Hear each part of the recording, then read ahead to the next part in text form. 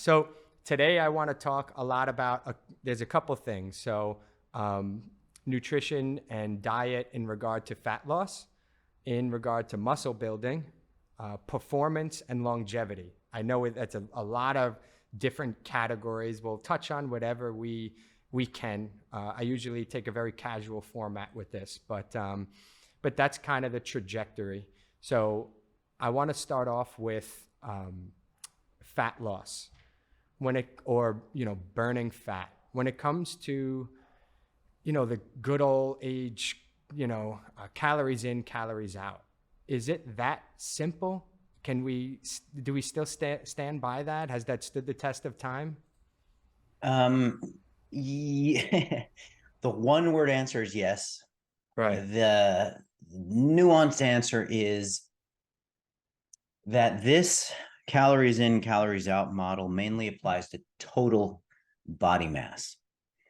So we're not necessarily talking about what that mass is composed of in fat percent. So the amount of fat-free mass you carry and the amount of fat mass that you carry, those compartments of total body mass can change independently of energy balance.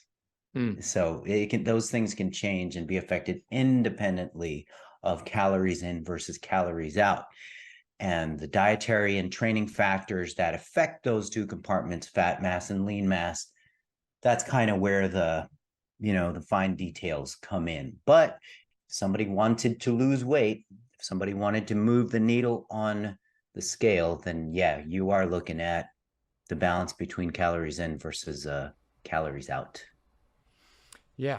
I often see a lot of people count calories.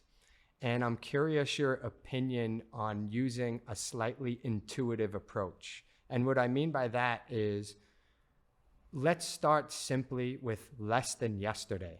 So meaning, like, when I'm thinking of starting any new regimen, right? Maybe I want to do cold showers. Maybe I want to do, we often have these goals of what we're trying to attain and what's the ideal. And I almost think just starting with better than yesterday, so meaning, can we eat less than yesterday, less calories than yesterday, is probably a good start. And I feel like some people can be a bit intuitive potentially about it, and they're aware of generally what they're eating and if it's a little less or a little more. And I'm curious your thoughts on that. Yeah, the whole idea of counting calories is a bit of a powder keg because there's a large segment of the population for whom counting calories would just drive them insane. I mean, a lot of people hate the idea. A lot of people don't enjoy the process. And for a lot of people, micromanaging their life like that is just a nagging and negative factor that would bring down their quality of life. And so I think it's important to know that, okay, big picture, if somebody wanted to lose weight, they either have to consume fewer calories than they had been, or they need to burn more calories than they had been, or some combination of those two things. So it's important to know that. But it's also important to note that you don't have to be hyper quantitative about the process. You don't have to be extremely precise and micromanaging about the process. It can be a matter of choosing different foods that will default you to eating less by, for example, in consuming more protein, which increases satiety and reduces cravings and improves hunger and appetite control, and ultimately leads you down the road of eating less calories than you used to. I think it's important to know those things and know that there's different ways to arrive there. Yeah. Yeah, I think for the majority of us, right? Because we're oftentimes getting knowledge from experts and athletes.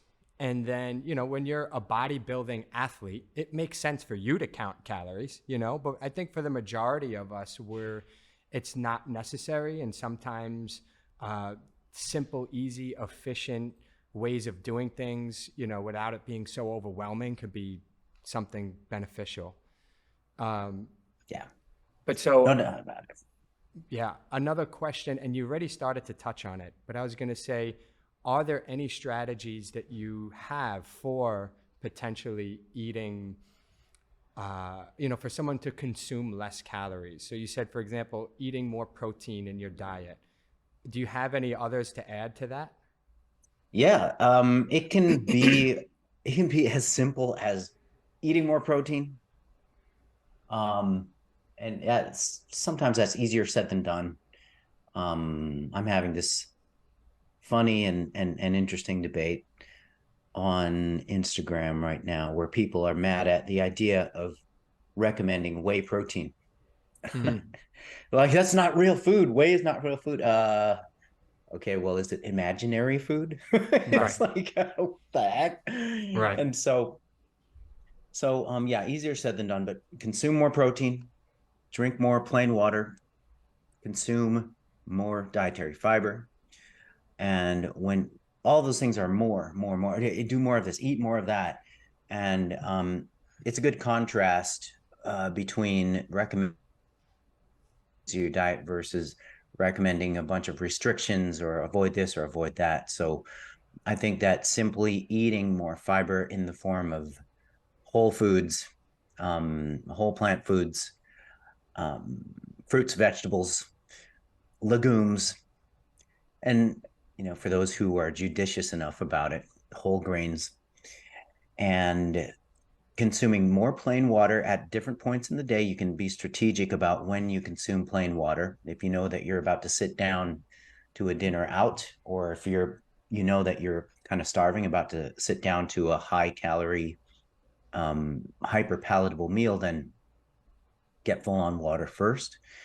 And if you can do those things, just consume more protein, consume more fiber, drink more plain water, then those tactics have been demonstrated in the literature repeatedly to result in defaulting the person to consuming fewer calories by the end of the day, end of the week. And then right. that helps with body weight control and preventing weight gain, and in some cases affecting weight loss or enhancing Right. it. Yeah, I think when people think about strategies like that, it's very practical. I'm sitting down to eat now, consuming more protein. It's very, when you compare that with counting calories and micromanaging, and I know it's not the most quantitative approach where you're ensuring, but it kind of leads into another question. What are some good markers that you would use to measure, or biomarkers maybe, right? Like, is just the scale enough? Do you think that people should use a body fat test? But whatever those markers are, when they're going down, right? Like, that's my sign. But what are some of those markers that you might use to measure if the growth, or not growth, the fat loss is happening that you want? Yeah.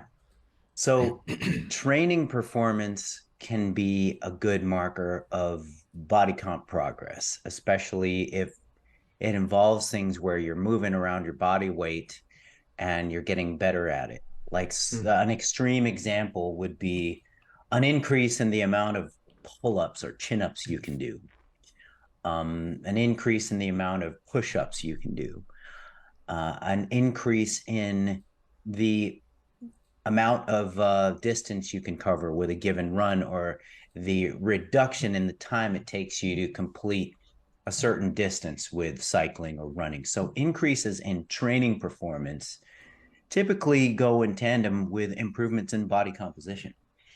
If we're looking at just kind of simplistically tracking what's going on with lean mass and fat mass, then you don't necessarily need these high-tech devices to give you some wild guess at what your body fat percentage is. It can be as simple as loops on the belt or just waist circumference measurement in combination with the scale. So, for example, if your waist circumference is going down, but the scale is staying the same, then something interesting is going on there, because where is this weight being lost from? It's being lost from your belt line, so that means you're losing body fat. But with the scale staying the same, you could be gaining muscle, and losing body fat. And this can all be confirmed by a maintenance of your training or lifting performance, or an increase in lifting performance. So scale the same, waist going down, you could be experiencing a phenomenon called recomposition, where we're losing body fat and gaining muscle at the same time. And this is possible in beginners and intermediates to a certain point. Now, if, for example, you're losing weight on the scale and you're losing waist circumference and you're maintaining your lifting performance, what you can do is you can use lifting performance as a proxy for what's going on with your muscle mass or your lean body mass. So if you maintain lifting performance, but you're losing weight, then chances are the weight that you're losing is good weight. In other words, you're losing body fat while you're maintaining your muscle mass. And if you do the waist circumference thing and you're kind of confirming that with the waist cinching down as well, then that's a good thing. So what guys can do pretty simply, and anybody who see what's going on with the belt loops, if that's going down and you're maintaining strength, you're in a good spot. That's awesome. Because it is possible to kind of lose everything, right? You lose body fat, but you're also losing lean mass and you lose strength. That is not necessarily an ideal scenario, and it can be a bad scenario down the line because that can set you up for rebound weight gain. I love it. Yeah, I know the conversation with fat loss and building muscle kind of fall under the same category of body composition. So not that we have to isolate them, but specifically talking about muscle. What is the benefit of having muscle? So like for someone, most people think of bodybuilders or the bro on the beach, and that's all cool stuff too. But I feel like it's beneficial for all of us, and it's something we should all be thinking about. What are the benefits of having muscle? Yeah, there are multiple benefits. And so muscle on the bones is like money in the bank, because what happens in older age and middle age, and even as early as third decade of life, when people start becoming more sedentary, people start losing muscle. And the muscle loss that happens in middle age and older age, the rates are pretty dang alarming. And this results in frailty in older age, results in a condition called sarcopenia, which is age-related muscle loss, and all of the metabolic pathologies that accompany that condition. And worse yet, some people incur what's called sarcopenic obesity, where they have a large proportion of body fat and a very low proportion of lean mass as a result of disuse over the years, sedentary living, and improper nutrition. So the reason why it's important to keep muscle is because muscle is essentially the metabolic blast furnace of the body. Muscle mass is the largest glucose disposal depot of the body. It is literally what, in quotes, burns the energy that we take in. And without that metabolic capacity, you end up storing more body fat as a result of eating the same amount of calories over time if you're losing muscle over time. And so muscle is also considered an endocrine organ. There's a lot of hormonal regulation going on at the level of the muscle tissue. There is a lot of there's actually a condition called collateral fattening, and the hypothesis goes like this. So if a dieter decides to embark on a weight loss journey, and this dieter loses a lot of muscle mass along the way, and mind you, I mean, some lean mass loss during the weight loss process is not necessarily a bad thing, and sometimes it's perfectly fine. But an undue amount of muscle mass loss, lean body mass loss, when you lose a lot of body weight, sort of signals to the body that, okay, we have an energy crisis going on. And people who lose a lot of lean mass at the end of their weight loss journeys have a stronger circulation of hunger signaling at the brain level. And then what that basically means is that they're just hungrier hungrier on an ongoing perpetual basis rather than somebody who preserved his muscle mass during the weight loss process. And so there's a stronger chance of rebound due to appetite dysregulation if you lose a bunch of muscle mass in the process of losing body fat. So it's not just a matter of, okay, we're maintaining the metabolic blast furnace of the body and we're looking good because we're nice and toned now that we got the fat off. It goes beyond that. There's appetite regulation through various hormonal pathways and behavioral pathways that are linked in with that at the end of the rainbow. So muscle is very important to keep on. It's very important to keep on towards the later stages of life, because when you lose muscle, you lose metabolic capacity. And when you lose metabolic capacity, you lose functional capacity. And so functional capacity is kind of the loss of that is really the beginning of the end for people, because when no longer be properly mobile, and when you no longer can perform activities of daily living, then you lose independence. And when you lose independence, that is definitely the beginning of the end. And an extreme example of that would be becoming wheelchair bound, or just not being able to move on your own. And yeah, that's really the beginning of the end for a lot of people in the later stages of life. Yeah, if I'm not mistaken, a lot of older adults that suffer from a fall, there's some, I don't want to say it like I know the exact study or research, but there's something along the lines of like, most of them don't make it past 4 years after that. Like it's a sign of like being sedentary, because now it's just so debilitating, the loss of freedom and all these things. So it kind of just touches, and I don't remember the exact number, but it touches on a little bit of what you're saying, the importance of the functional movement as you're aging, But that is for sure a thing. And I witnessed that firsthand. right. With a handful of folks who are dear to me, who have become wheelchair bound, immobile, dependent, and they got barely last 2 to 3 years before that's it. And it's a very sad thing. And even sort of on a global scale, the problem of diabetes, the problem of there's various chronic diseases of excess, diabetes, obesity, the combination, so-called diabesity, and then the sort of the big band of diseases, metabolic syndrome. A lot of this stuff is an issue with not using muscle regularly enough, not challenging muscle regularly enough, and losing muscle. And so, in order to have proper glycemic control, that is really the job of muscular use. And once you run into disuse and just progressive sedentary living, you remove that safeguard from those diseases, and then the negative progression just goes from there.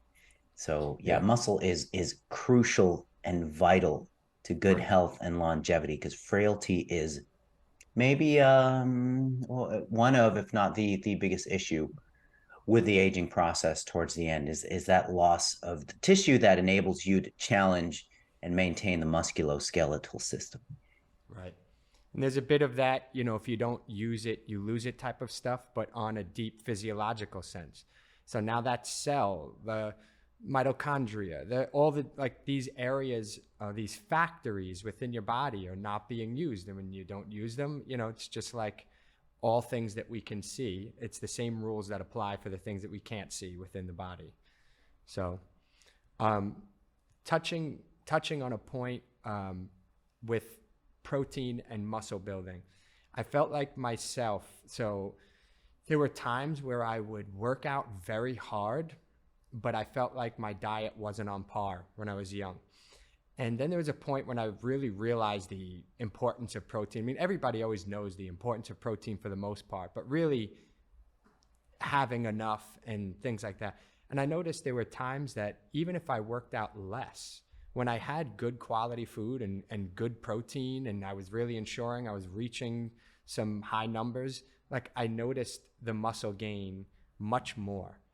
And so I guess the question more so is around how important is protein when you're talking about building muscle?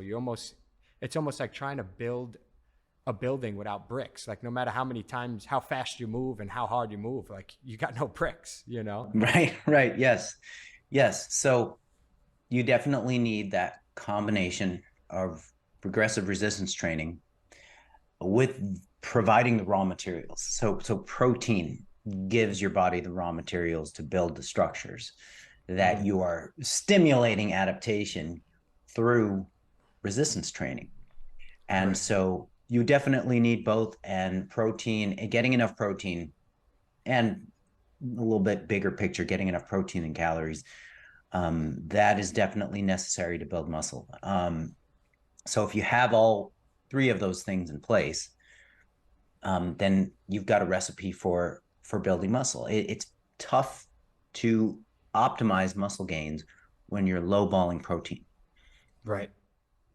from dozens of studies. And it's also difficult to build muscle tissue when you're running a caloric deficit. So if you're consuming an insufficient amount of total calories, that Mm. makes it tough to build muscle too. There's a bunch of mechanisms that underlie those processes, but just to kind of keep it simple, those would be the three main ingredients: Yeah. progressive resistance training, enough protein, and not under eating overall. Yeah. And I felt like it was worth mentioning in the sense of priorities. So, I often think about things like people get, let's say, for example, 5 coins in their life, and you figure out where you want to spend them. And I was putting all 5 coins into the training. And I really needed to take maybe two and put it in training, two, put it in diet, and maybe one towards like sleeping better. But like, because when you have this priority in your mind of work hard, work hard, work hard. Yeah, I just think it helps when you're prioritizing things in your life. That's all. The understanding the importance of diet and protein. Yeah, especially when we have those luxuries at our disposal, and especially when we want to optimize and maximize our efforts, this time and effort that we're Mm. putting in the gym. It just doesn't make sense to lowball the other factors that would really contribute to the goals that we're trying to reach.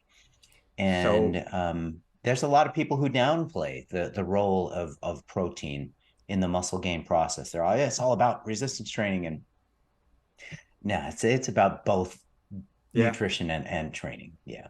yeah. So for me, it was kind of like cut out that extra training day, go to Whole Foods and pick it up and make sure you go eat.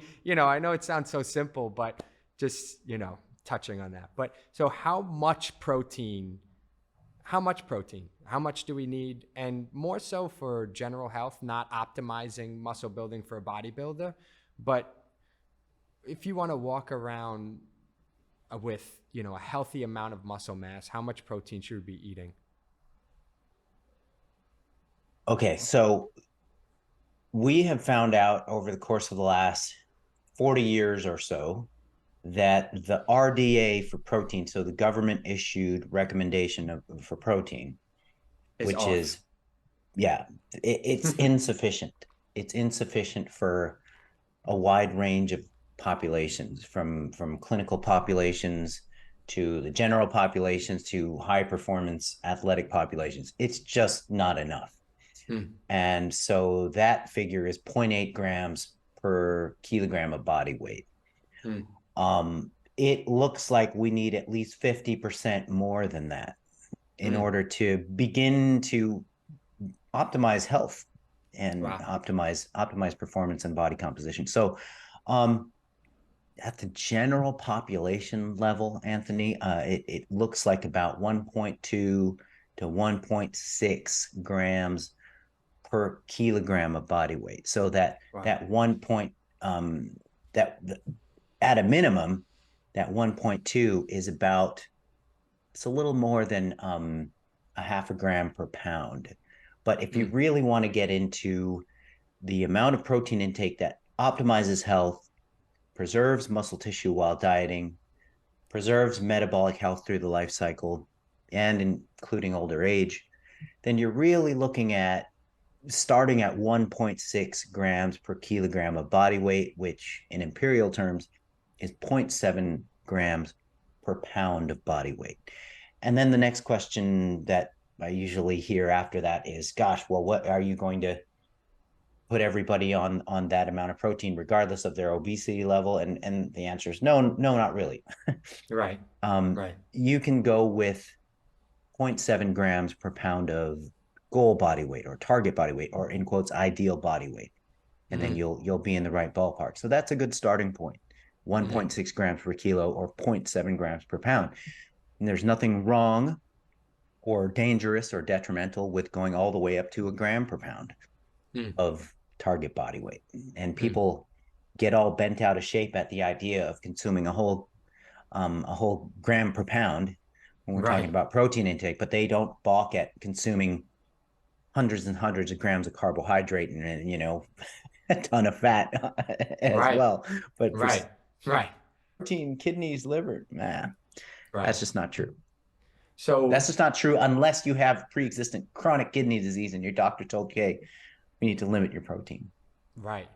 So it seems to me, for then general population, incorporating some type of protein powder, and I know this is your hot debate on Instagram, but including a protein powder almost seems like a no-brainer in order to really reach that number, you know?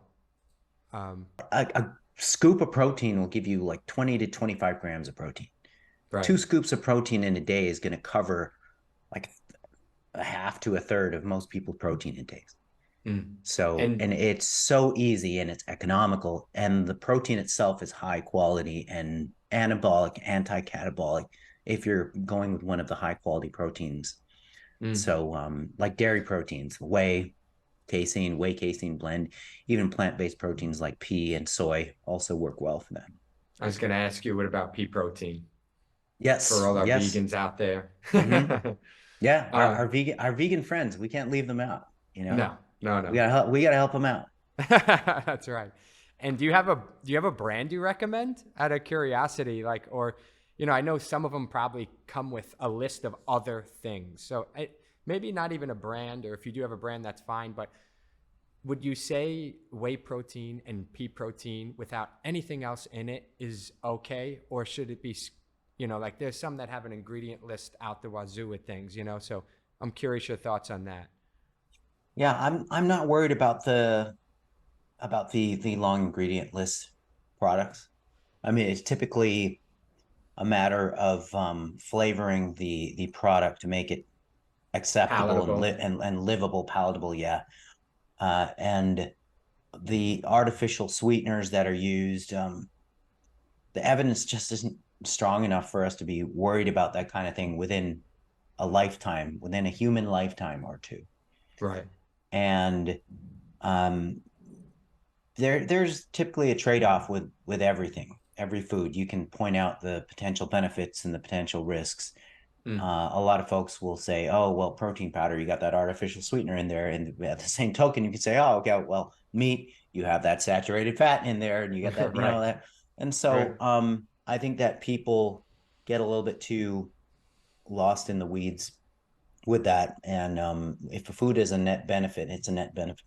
And that's the case with protein powders that are artificially sweetened, you know. Right. And we do have the data showing that they benefit various aspects of body composition and metabolic health and health overall in a span of populations, including the elderly.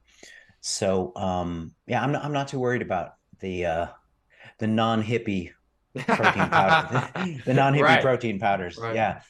And just out of curiosity, is there anything it should or would benefit from being coupled with? So, for example, is just the whey, protein is protein, and you're just worried about the protein number, but should it be consumed with carbs? Should it be consumed? Does it matter if it's just alone, or should it have something else to get more robust benefits? That's a good question. And Honestly, it would depend on the goal. It Right. would depend on the goal. So if we're looking at just general health and meeting your protein needs, then it doesn't matter. You have it by itself, like, just slam down a scoop or two in some water and, hold your nose while you do it if you need to. I actually like the way whey protein tastes on its own. Surprisingly, I don't know if I'm weird, but What yeah, brand do you use? it was like a Whole Foods brand. It was the hippie one. I'm not gonna lie. All good, man. All good. So, I, you've well, got fine first world taste. I, I was for me. It was. I wouldn't say it was the hippie. There's definitely other hippie brands, but it was just simply I was in Whole Foods and I wanted a whey protein that was simple without overcomplicating it, and I just grabbed that one. It was like the 365 brand, which is a little bit cheaper than some of the other more hippie brands in Whole Foods. It was just a simple choice for me, and I actually thought it tastes good. Like when you mix it with milk or you mix it with a non-dairy milk if you want, whatever type of milk you drink, but I could mix it with just that and it tastes good to me. Yeah, So, I think that the food technology has come quite a long way, and I think that the taste of protein powders has become not only acceptable but actually quite good, and you can make some really good meals out of it. I mean, I so look forward to my like I do a bunch of things with the protein powder. I do shakes, and I also do like oatmeal. You can make oats and then you throw some freaking protein powder in there with some milk and some peanut butter, and it's just damn, it's good, And I have a bunch of shakes I do with various protein powders, and uh the quality is really high with the big brands. Traditionally, I've used brands like MTS and Optimum Nutrition. I've used Dymatize. Um, Gosh, what else have I tried? I'm looking forward to trying more of Dymatize. They actually approached me oh wow, okay. for for a partnership, and I've had Dymatize Elite, and it's good. There could be some good things in the in the works Yeah. with me and Dymatize, but we'll see. So we'll see what happens with that, and so as far as like brand recommendation goes, I'm going to go out on a limb and say, hey, give Dymatize a try. Awesome. Yeah, back in the day, I used to drink muscle milk. I don't know if you remember that one or heard of that one. Who Yeah, hasn't had themselves some muscle milk? that thing was so delicious. I used to take a weight training class in high school. So I would lift 5 days a week and I would drink muscle milk every day after school. It was a pretty cool time. And muscle, I wondered, why does this stuff taste so good? Yeah. And it's because they added more fat to it than any other any other protein product. It's like, Gotcha. dang, this stuff is really, really palatable. Really has a really great mouthfeel and Yeah. just delicious. And you look at the back, I think they sound like what, like double or triple the amount of fat that in their product versus anyone else. So, no wonder. Mm. Yeah. So I'm going to shift gears a little bit to performance. I have one selfish question in here, and I mentioned before, I've done the martial arts my whole life. I used to compete, but a big question that I get asked from students, athletes, competitors is, what should I eat the night before? Used to be a thing. Like, for example, I remember carb loading being like this thing that like everybody should carb load the night before. Any high intensity athlete who wants to perform well the next day, you have to stack on some carbs so this way you have them in reserve for the next day. I remember that always being something that people would say. And I'm curious your thoughts on, you know, in performance immediately, like, within that 24-hour period. Is there anything that people should be ingesting? We really did figure out nutrition and performance like 30 years ago, pretty much. Mm, And it still holds true today. mm. There are different approaches to making sure you're ready to perform at peak on competition day. But there's a range of endurance demands per the sport. So for in the continuum of sport, you have pure strength and power here and pure endurance over here. So it appears that the closer you are on the endurance end of the given sport, the more endurance demands there are, then the more benefits that you'll reap from maintaining a high carb intake leading up into the competition. And so if you are somewhat in the middle with the mixed sports thing, and there's elements of strength and power and some elements of endurance, but not necessarily a degree of endurance demands that deplete your internal reserves of carbohydrate, your glycogen stores, then there isn't really this dire need to be carved up for the event. But generally speaking, performance athletes really need to maintain an ongoing higher carbohydrate intake if they want to be able to perform optimally. So you definitely shouldn't be ketoing on a chronic basis if you're a performance athlete. And the ongoing daily amount of carb intake that has been shown to be effective for performance athletes from the mixed sports realm all the way to the endurance sports realm is somewhere on the low end, being about 3 to 6 grams per kilogram of body weight. That's your total daily carb intake on the lower end, 3 to 6. And for the pure endurance guys, you're looking at 6 to 10, and for the ultra endurance, even up to like 12-ish grams of carbs per kilogram body weight. So you have kind of two tiers there. For mixed sports, you're looking at 3 to 6 grams per kilogram of body weight. And for the pure endurance folks, 6, even up to 10 to 12 grams per kilogram of body weight. And I think that is a little bit bigger picture than trying to slam it all in within the night before.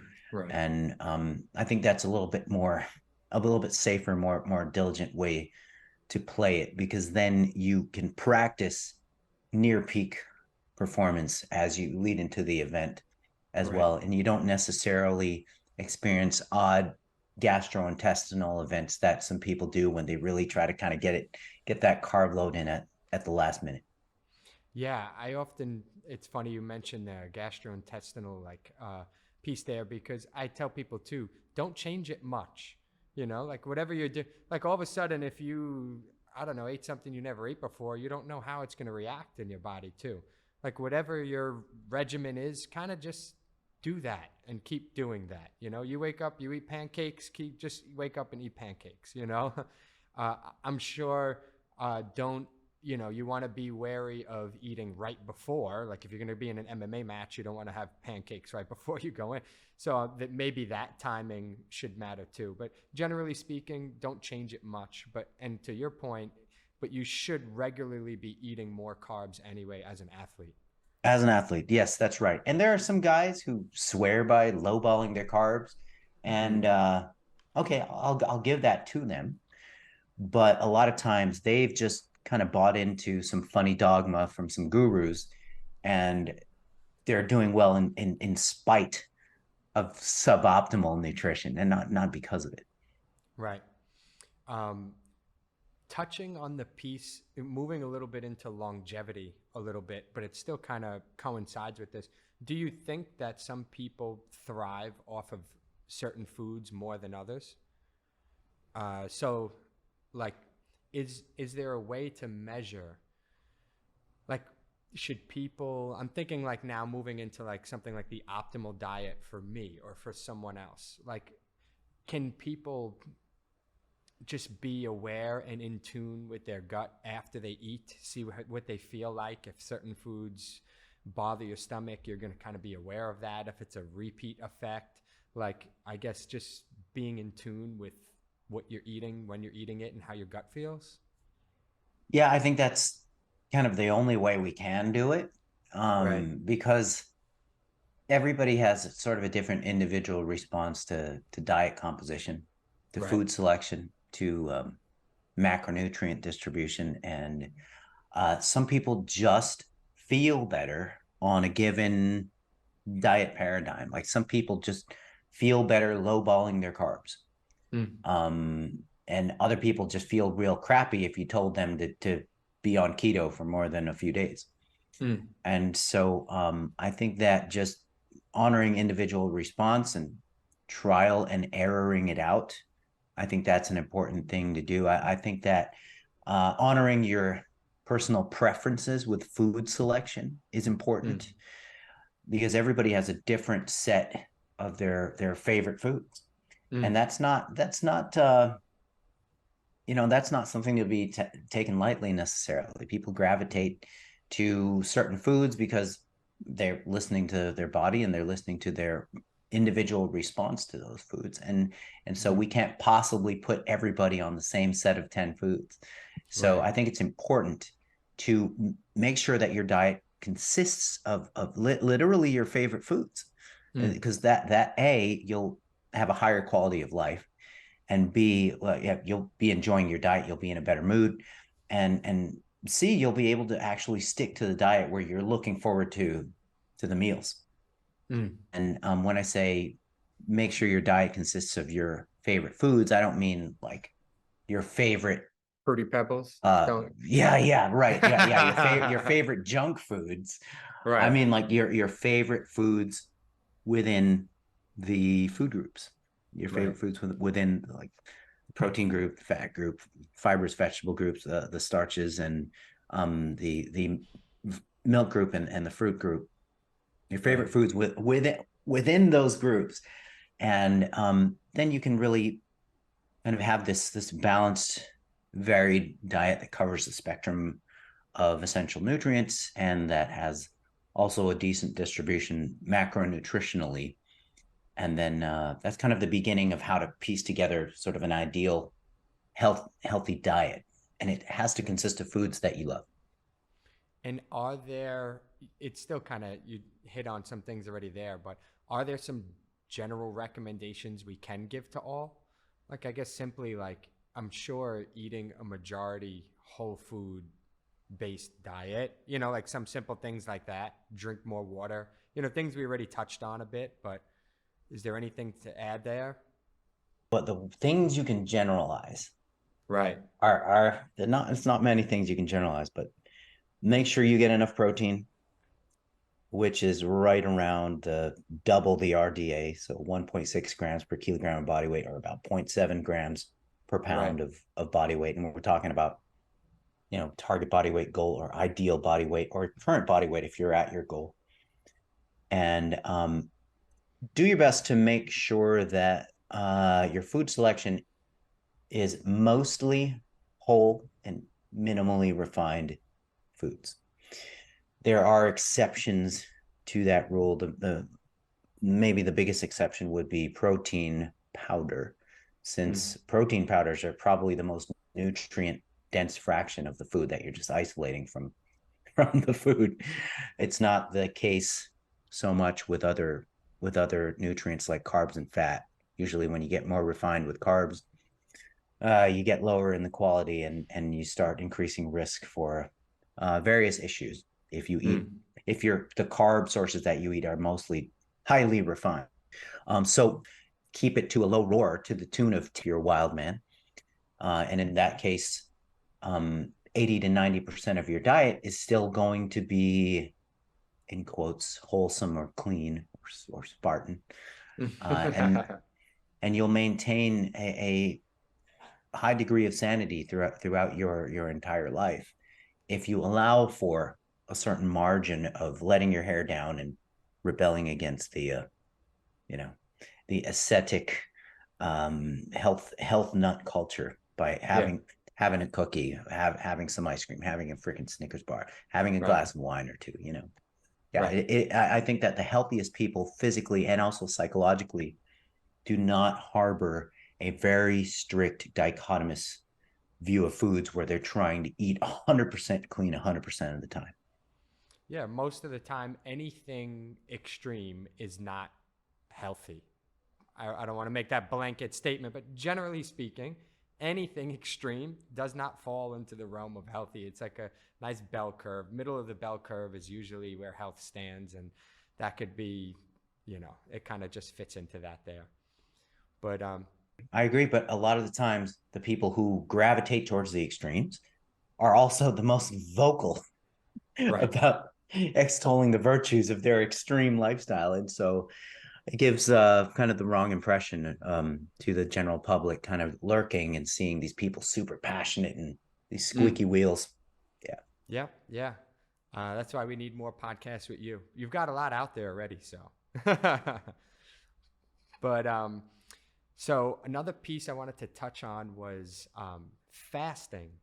And there's a couple of ways to go with that. From my understanding, fasting, like intermittent fasting and all those things, like it doesn't necessarily matter, or like the type of diet you use and things like that. The whole calorie in, calorie out type of, are you consuming less calories? It doesn't matter how you decide to do that. It just seems that as long as that gets done, it doesn't matter how you decide to restrict or when you decide to restrict or things like that. Am I on point with that? You're exactly correct. You're Right. exactly correct. Intermittent energy restriction is just one of many roads to Rome. I mean, people Right. use intermittent fasting to just maintain a decent caloric intake level, and that's perfectly fine. That's one of the ways to control intake. Daily caloric restriction, if people like that over intermittent fasting, they're not missing out on any special effects of intermittent fasting. Right. And there have been some interesting things seen with intermittent fasting regarding glucose control, but these effects, they wash out in the long term when you compare an intermittent fasting model with a daily caloric restriction model. So what is really doing the magic is improvements in body weight and body composition over time. It's not the precise method or approach that you achieve that caloric deficit by the end of the day or the end of the week or the end of the month. And people want to smuggle in all kinds of special health effects to intermittent fasting. But when you look at the totality of evidence comparing intermittent fasting with conventional dieting, all of these advantages, they wash out in the long term, if they are even apparent at all in the short term compared to daily caloric restriction, which they aren't always. Right. I recently did a review of the literature with our friend Brad Schoenfeld, and it's a good read for those who want to fire up some coffee and sit down and read the scientific literature. But you can find it pretty easily. It's a free full text. All you got to do is Google Aragon, does timing matter? It should be the first search result. Let me actually see if I'm gonna not mislead your readers here. Aragon, does timing matter? There it is. Boom. Actually, the PubMed link is the first link, so you'd have to click through to the full text in the journal. But yeah, it'll lead you to that.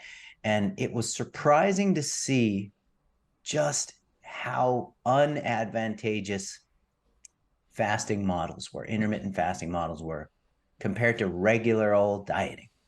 Wow. And while that news might be anticlimactic and disappointing to the proponents and the lovers of intermittent fasting, it's actually a good thing for practitioners whose main goal is to individualize programs, because, hey, now we've got intermittent fasting models to choose from to program in for people who prefer them, because they're not better than the daily caloric restriction models, but they're not worse either.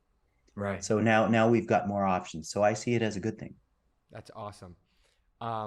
Still on the piece of fasting.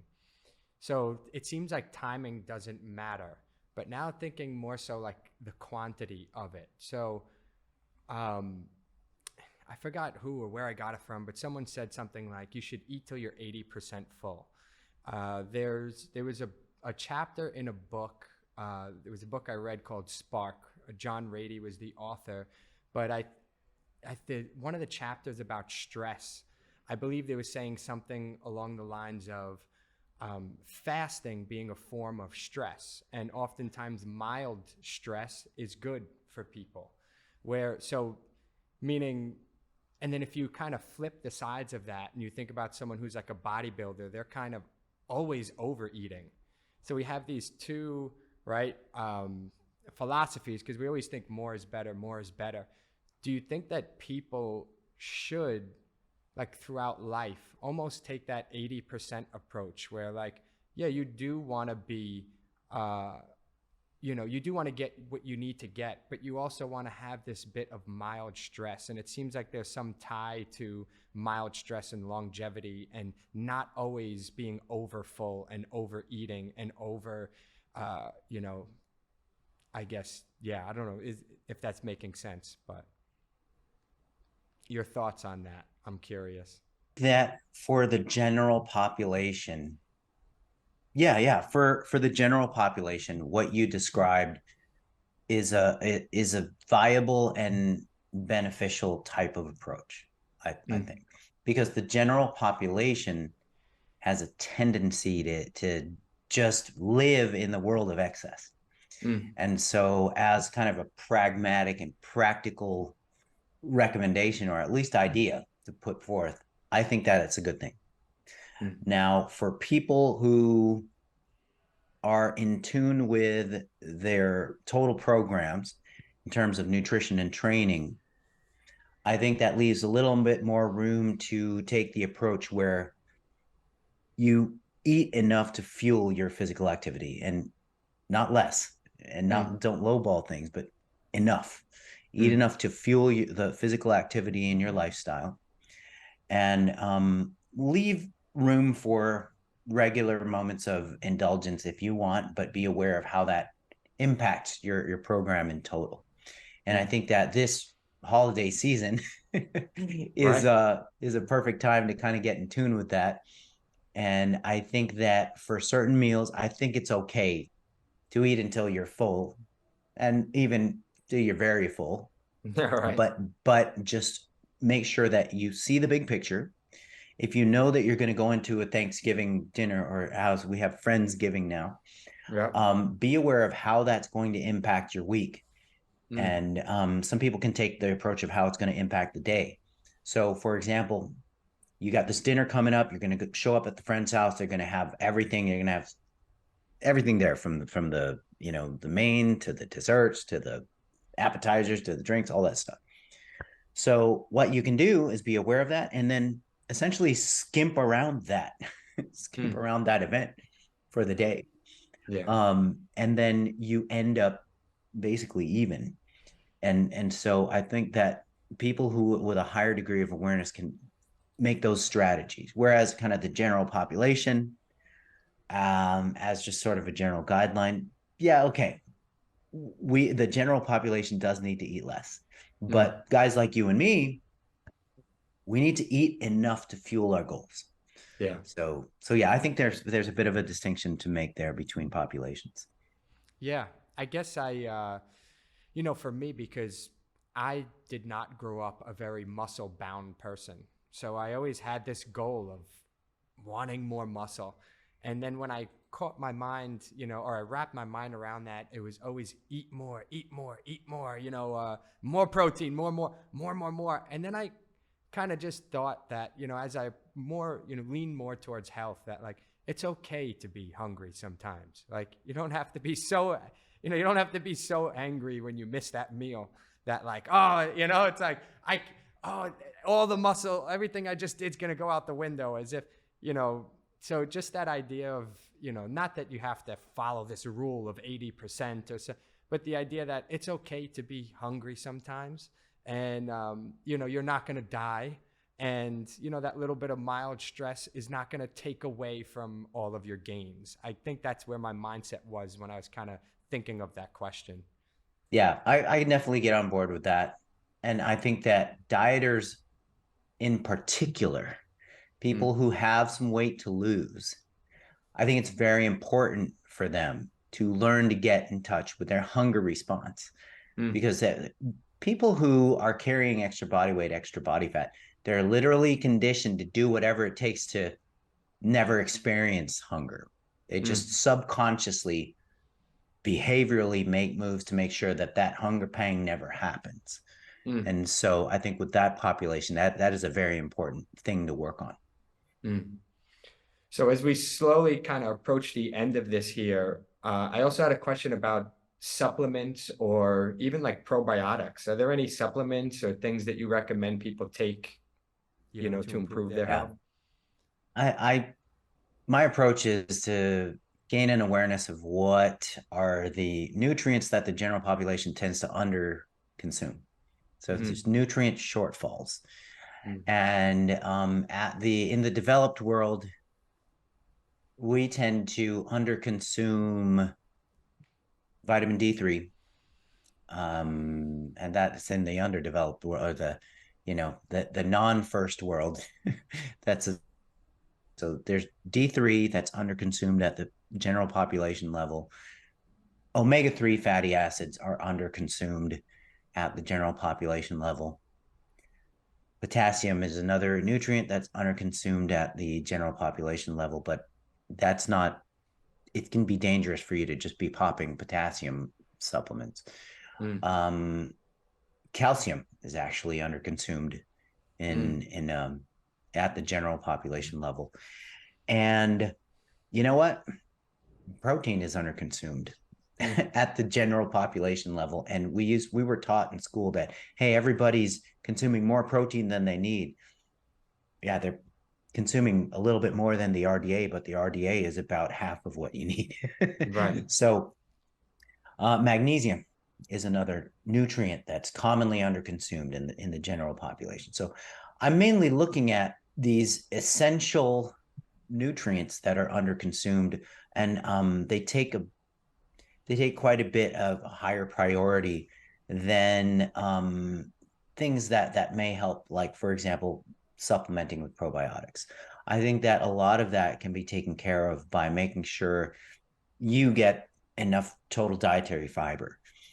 And so with the gut health and the fiber question, I think a lot of that is remedied by hitting the guidelines for fiber. So a few years back, well, I guess it's several years back now, the Academy of Nutrition and Dietetics put out a position stand recommending 14 grams of fiber for every 1,000 calories that you consume in the diet. So a typical 2,000 calorie person, or archetypical 2,000 calorie human, should be consuming roughly 28-ish grams of fiber a day. And then if you eat enough vegetables, fruits, and plant matter to achieve that, then your diet is going to look pretty good. And so the other nutrients that I mentioned, with the exception of potassium, and I'm not a huge fan of just loading up on calcium pills either, because then there are potential issues there with the calcification of arteries, and there's certain risks there that the scientists are having battles over.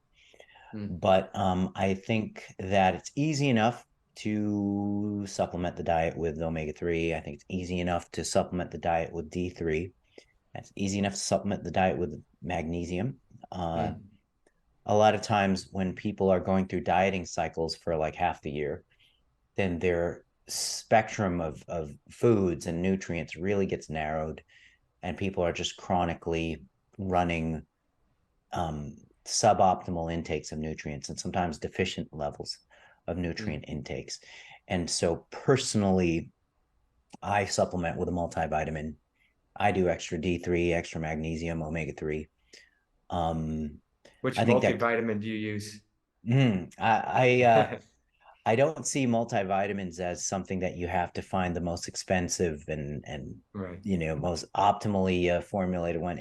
I just want consistency and purity and potency and dissolution guarantee. So So anything that's USP verified is going to be good. So actually, the Kirkland brand is USP verified. USP is the United States Pharmacopoeia. They're like 160-year-old company, and they're part of the drug regulating arm of the United States. And so getting USP verification is an expensive process that, well, Costco can afford to do it. So, Right, so right. yeah, so I do the Kirkland brand.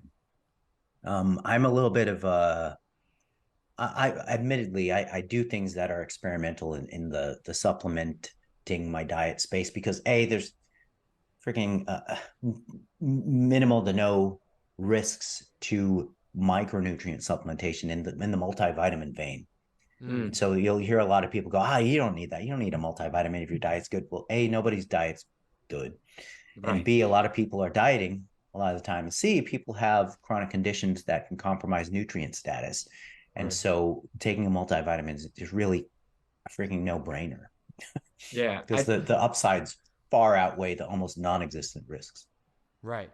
And yeah, sometimes I think you need abnormal solutions for an abnormal world, right? So meaning like some people would say, "Oh, just eat whole foods, eat whole food." You know what though? We don't live like our hunter-gatherer ancestors anymore. We live in a whole different abnormal world, or whatever the word normal means, but whatever we evolved maybe for, we can say. And so that then requires some, you know, different solutions because we don't have access to the things that we did have in those whole food hunter gatherer scenarios, maybe. And I'm sure there was some malnutrition there as well. But yeah. Oh, creatine. Creatine is one that's a fun one. I feel like it's been, I don't know, 5, 10. I don't even know at what point that it was like a very trending thing, maybe like 5 years ago, that like creatine's great, it's healthy, there's nothing wrong with it. I think there was a little debate, I remember 10 years ago, of is creatine healthy or is it not? And I feel like that's totally debunked. It Creatine's is great. it is Yeah. totally debunked, and there's a bunch of clinical applications for creatine supplementation. It's a bunch of longevity applications for creatine supplementation, and Hmm. it's almost like there's nothing creatine can't do, man. It's It's a superhero of supplements. Do you have to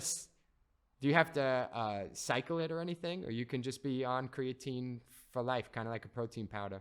you don't have to cycle it.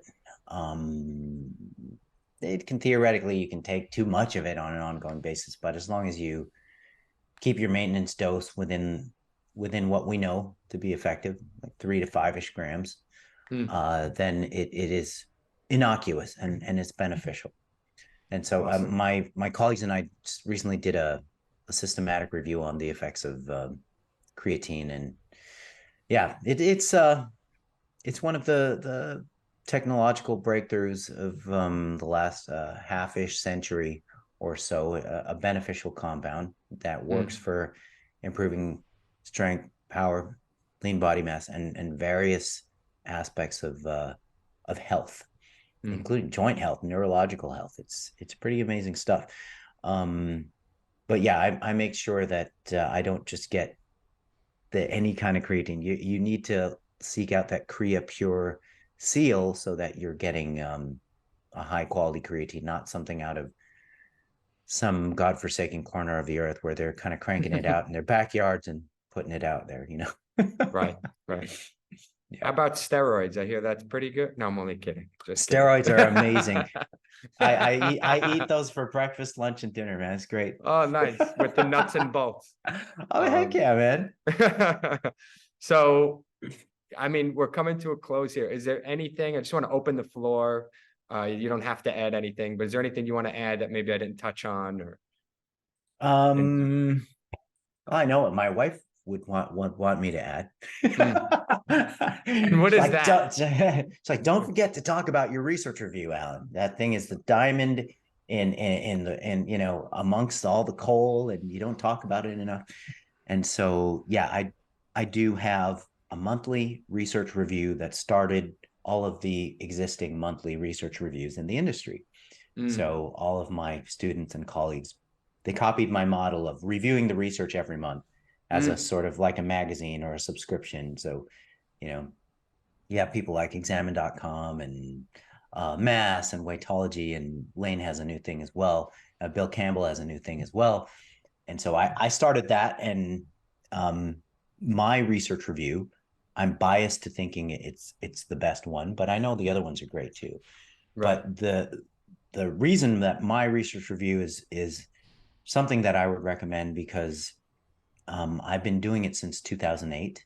And so I have the largest repository of back issues, and all of the all-time greats in the industry have contributed content to my research review, and it's only $10 a month for keeping your knowledge level top tier. And there's no topic that we haven't covered. Basically, no topic we haven't covered. So I highly recommend that, and you can get that at alanaragon.com. I also wrote a book a little over a year ago called Flexible Dieting, Yeah. and it's essentially, in my opinion, and if you read the reviews, the reader's opinion, and all evidence-based book on nutrition. And there's clinical nutrition textbooks, but I kind of steered clear of the clinical side. So non-clinical nutrition, so muscle gain, fat loss, athletic performance, strength and endurance. I mean, I covered all of that stuff in my book. So yeah, That's awesome. that's what I'd like to plug. Yeah, no, that's great. People need to be on top of this and continue to stay on it. So those are great resources. The book I did not get to read yet, but I ordered, FYI. So it's on Amazon. People can pick it up. And I mentioned already that I did read. You had a chapter in another book, so I got to read that. And nothing but gems, which is why obviously I wanted to have you here today. Your Instagram, always posting gems. But yeah, people can check out your website. So you said that's on your website, the research review. So yeah, people should absolutely stay connected to you, and I know a lot of my followers will be happy to do that. So And it's just so fascinating, man. Like, we've been talking for what, like an hour ish, yeah, but we covered like 3 questions. You know what I mean? So yeah, there's so much to talk about, so much to delve into. I'm looking back on what we talked about, and we didn't even talk about like carbohydrate and protein co-ingestion in for the goals of various athletic pursuits or various body comp pursuits and anabolic window stuff. yeah, There's so much to talk about with body comp change, intermittent fasting stuff. We didn't even talk about, the autophagy thing. You began to yeah. talk about, imposing stress on the body for a hormetic adaptation over time that can benefit health, and so many things to talk about, man. So the time went by really fast. I really enjoyed our conversation, and I really appreciate what you're doing for the industry. Thank you. I appreciate that. So, yeah, thank you again. This being able to sit down, chat with you, I love it for my own selfish reasons, but I'm glad the world gets to see it. And thank you for making the time. We'll stay connected on Instagram. If I'm ever you're in California, right? I'm So in California. That's right, man. if I'm ever in Cali, I'll have to come on by and, or I'd let love you, that. say hi. But thank you again. Thank you so much. So, Take care, Anthony. Thank you again. all right, Alan. See ya. Bye bye.